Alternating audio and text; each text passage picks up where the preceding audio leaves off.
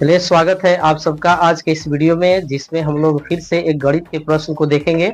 और यह फिर जो प्रश्न है वह टाइम एंड वर्क से लिया गया है। और यह जो प्रश्न है वो प्रत्येक कॉम्पिटिटिव एग्जाम्स के लिए इम्पोर्टेंट हो सकता है। देखिए प्रश्न क्या है। इस टाइप के किसी भी प्रकार के जो प्रश्न है उसको हम किस तरीके से बनाएंगे। प्रश्न कह रहा है कि ए तथा बी की कार्य क्षमता का अनुपात, यानी कि दो व्यक्ति हैं, उनके कार्य क्षमता का अनुपात दे दिया है 3:2 है। यदि दोनों एक साथ कार्य करें तो टोटल काम जो है वो 12 दिनों में समाप्त हो जाएगा। तो आपसे प्रश्न पूछा जा रहा है कि एक उस काम को अकेले कितने दिन में समाप्त कर देगा।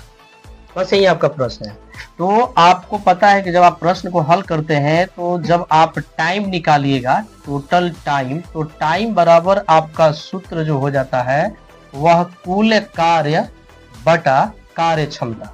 टाइम एंड वर्क के इस क्वेश्चन को हम इसी तरीका से हल करते हैं, इसी तरीका से हल किया जाता है।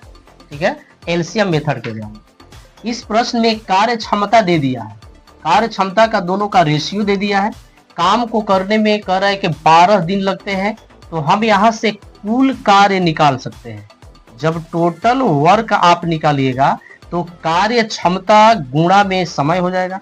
कार्य क्षमता का अनुपात 3:2 का है, इसका मतलब कि 5 हो गया दोनों को ऐड किए तो। और आपका जो समय है वो 12 दिनों में समाप्त हो रहा है, तो 12 से हम क्या कर देंगे, गुणा कर देंगे। तो इस हिसाब से आपका पता चल गया कि 12×5 60 यूनिट हमारा टोटल वर्क है। इसी काम को करना है एक को अकेले। जब ए अकेले इस काम को करेगा तो उसको कितना समय लगने वाला है। तो ए जब अकेले काम को करेगा तो टोटल वर्क हो गया 60 यूनिट। ए पर डे करता है 3 यूनिट का। अनुपात का मतलब यही हम मान लें, इसी रेशियो में कर रहा है, तो 3 से हम क्या कर देंगे, भाग देंगे।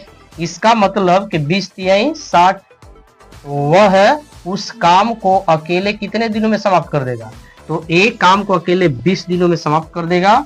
और यही हमारा इस प्रश्न का आंसर हो गया।